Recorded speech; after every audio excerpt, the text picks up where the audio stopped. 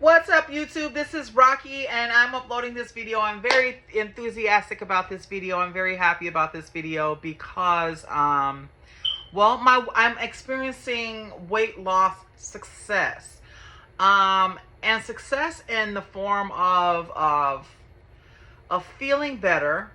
Look at this, my little hat. I love my little hats. They really do, protect my head.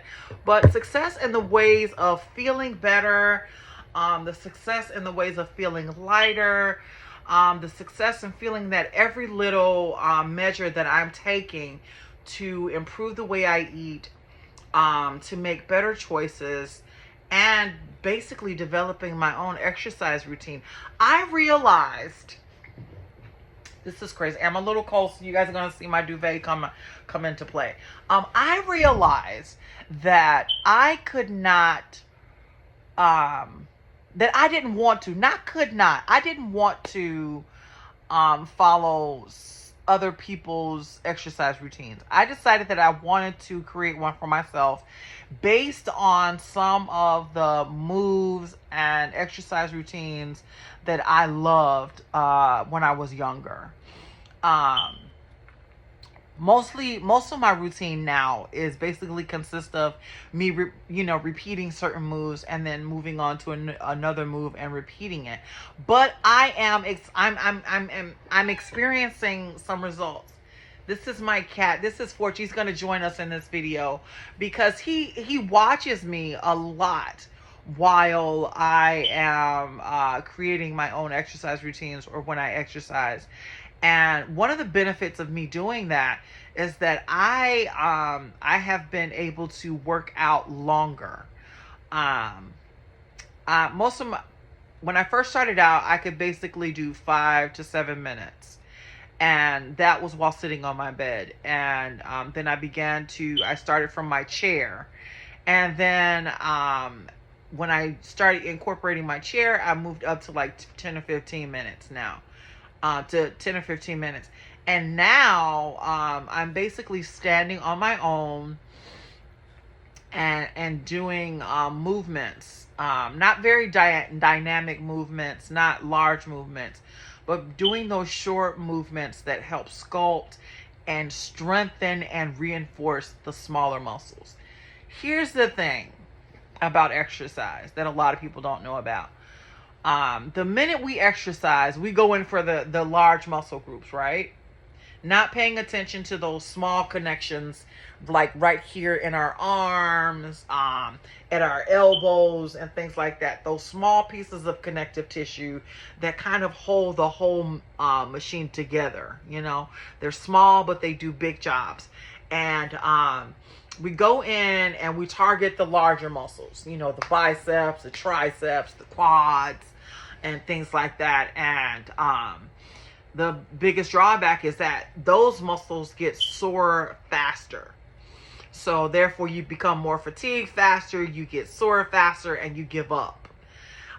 One of the things that I've discovered is that I wanted to target those smaller muscles first. The connective tissue, the tendons, strengthening them, reinforcing them to carry the larger muscles. And I think my theory is, and I'm hoping it works out, that once I start incorporating those exercises that target the larger muscles, I will burn fat faster. That's just my theory. It's just a theory.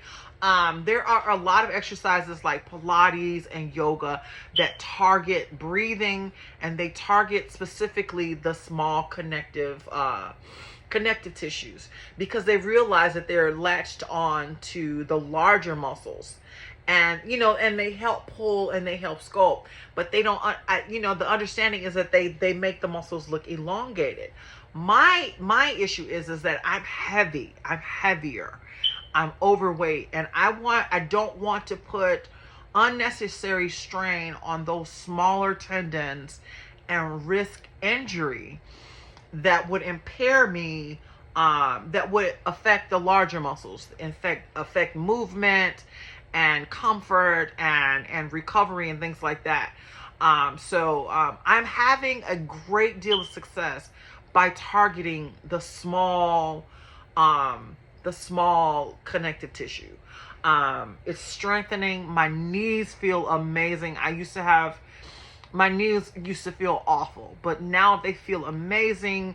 I'm comfortable with getting up and sitting down.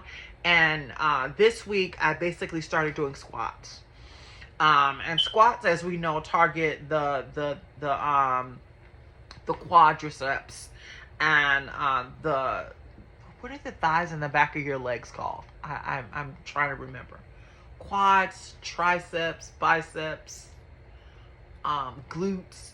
Yeah, and one of the most important thing about working those smaller connected is, I'm seeing results in my gluteus, definitely a lot more than I think anybody else, than following anybody else's exercise routine, because and I'm just basically developing doing what I'm doing based on just a little bit of information that I gained from taking classes and reading books and watching exercise videos and investigating what it is that I'm doing, because oftentimes a lot of people do not investigate the history behind certain exercises. They don't look into it, they don't investigate it, they just start doing it. And I don't know if I think it's something that's just innate with me, that when I began an exercise routine and I began to see results, I began to wonder, who developed it? How important is it? What health benefits? What are the optimal health benefits behind this exercise routine? And one of the things behind Pilates is that Pilates was discovered as one of the most efficient ways to sculpt the body, to really show muscle definition without using heavy weights. And that was because the smaller connective tissues reinforced the larger muscles, and it kind of pulled them and made them more elongated, rather than the bulky exercises of the free weights. And a lot of men and women found that to be help with building endurance. They found it helpful in muscle recovery after long, extensive workouts and things like that. And that's because you were reinforcing those small pieces, small muscles in your body that do really big things for you. As far as recovery, as far as, oh my goodness, supplying those lubricants, because that's where everything starts. This is where all the lubrication starts. This is where all the healing starts to these big muscles, because these are just muscles. These are just the triceps and the biceps are just the things that get you through the heavy stuff. But what encourages your healing, what encourages your health, are these small, connective muscles. And I found that, working with them and conditioning them and reinforcing them and addressing their issues first has basically helped me to accomplish a lot of my weight loss and fitness goals, in a very small period of time. And I'm enjoying myself. I'm enjoying the success that I'm having and feeling lighter. A lot of times when we're trying to lose weight, one of the first things that we want to do is that, we want fast results and we want to look different. And we forget about feeling different. We forget to notice the health benefits of the breath. We don't recognize the health benefits of the mental clarity until we get to a certain point, and then it's like a revelation, like, oh my God, I can't believe this. I feel awesome. It's like, for me, I need to feel it as I'm going through it. And that's one of the reasons why I think myself and others continue with their fitness routine for the rest of their life, is because we allow ourselves to experience those health benefits, and we can appreciate them, and we feel more inclined to increase the the physical activity in our lives that that we love, and that bring us that benefit of better breathing and better health. And that's just one of the things that I noticed, which is why I'm uploading this video. It's basically about just developing a theory for myself, first of all, based on what I know, based on the practices that I engaged in while I was younger. Oh, oh my God, I'm yawning. I can't believe this. But I mean, it just, it's early Sunday morning as well.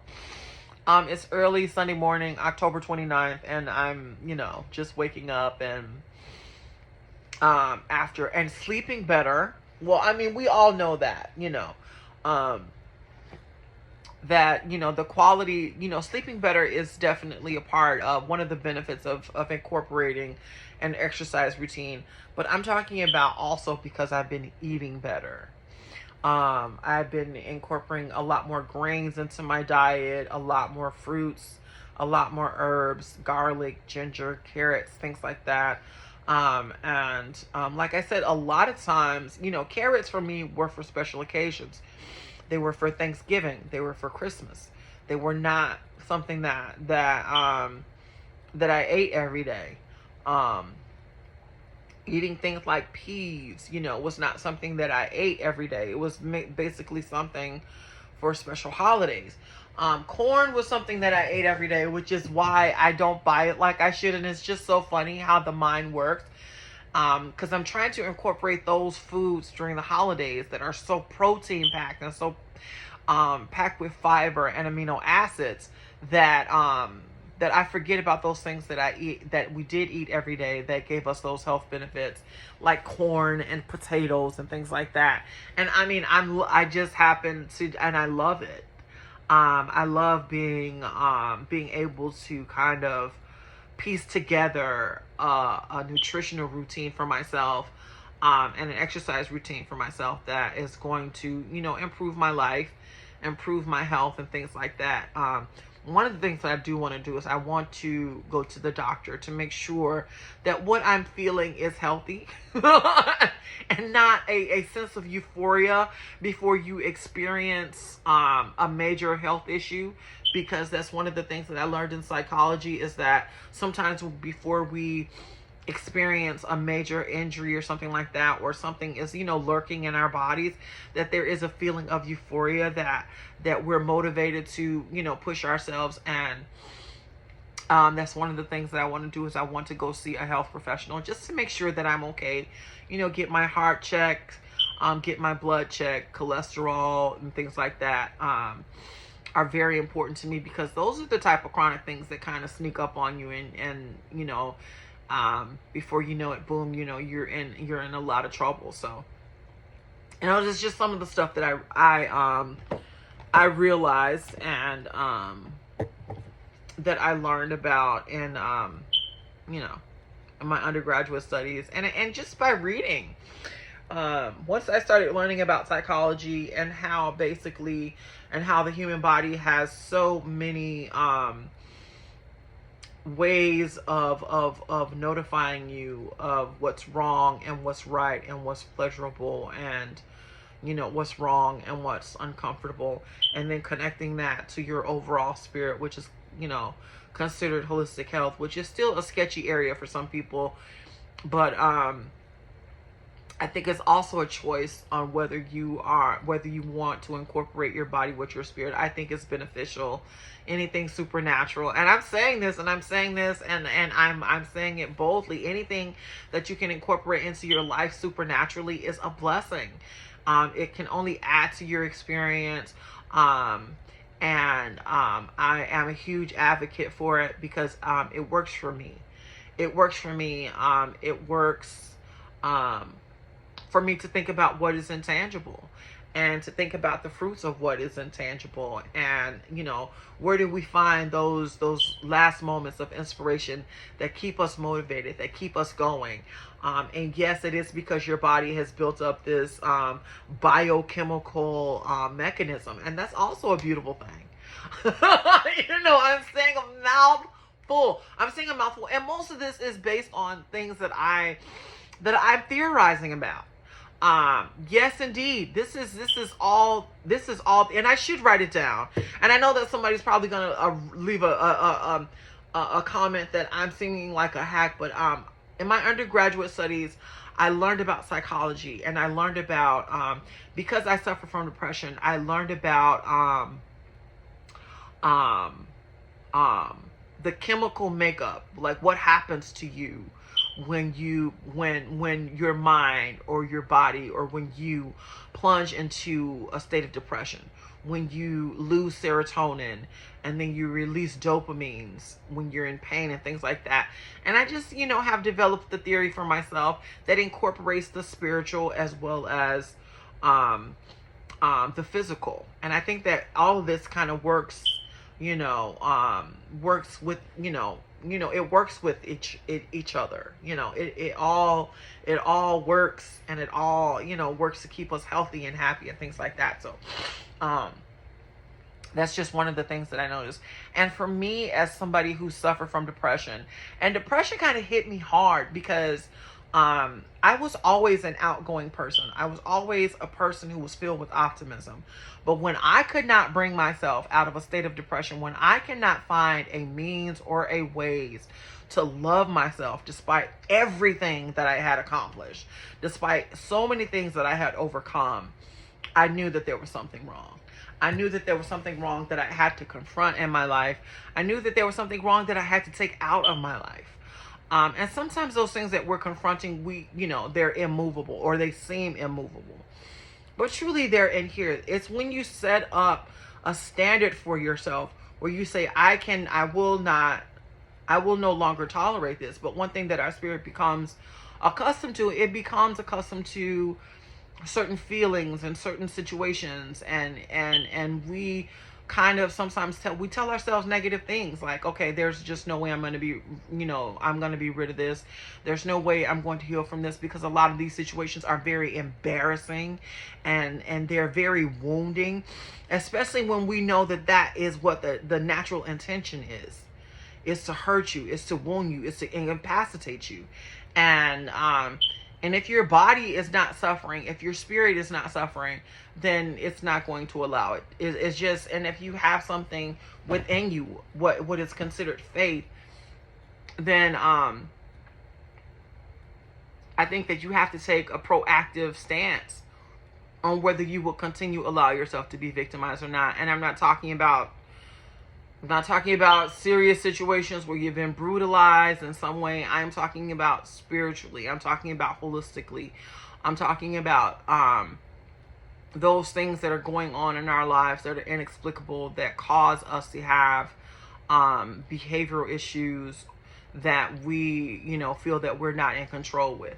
And I think that there are so many things that happen to us in our lives that cause us, to experience those things. But you have to ask yourself, you have to ask yourself whether you are strong enough to overcome those situations, or you're strong enough to overcome those wounds and those things in your body, in your life, that have hurt you, that have impaired you. And 9 out of 10 times you can overcome them, and you can confront them, and you can deal with them, because a lot of them also manifest themselves physically in obesity, alcoholism, drug abuse, and things like that. And we just don't think about how what we experience in our lives we internalize, and it affects us. It affects how we feel about ourselves. It affects our behavior and things like that. And so we develop habits that kind of comfort and soothe us, and we don't even recognize whether they're hurting us or killing us, or whether they're bad. Like with drugs, a lot of people do drugs because what is the best way to soothe a wound or an ache? Something that's going to numb the pain, when sometimes you need to confront the pain and overcome it, especially when it is, not a physical pain that is not obvious or evident, and that manifests itself in bad ways and bad habits and things like that. Yeah, I said a mouthful. I said a mouthful, and I hope that I have not hurt or offended anybody, but this is just my stance on things. Um, it's just, my theory on things, and in regards to my life when I was having to overcome depressive moments, when I could not literally lift myself up out of a depressive state, and I wanted to know why. And so I began to make changes in my life. One of the first things that I did is I started changing the way I ate. I sought a medical professional. Yes, that's the first and foremost. I said anything that I can do biomedical. Yes, I did it. But when your spirit is attached to it, when your spirit is attached to it, when it is attached to your motivation, when it is attached to self-esteem, those intangible things that have not been defined yet cannot be treated by biomedical means, then yeah, you have to do something extra. Yes, I firmly believe in that. And I had to do something extra. I had to stop eating certain things. I had to stop saying certain negative things to myself. I had to begin to I had to begin to reassure myself, and I had to begin to no, what do you want? No, this is my water.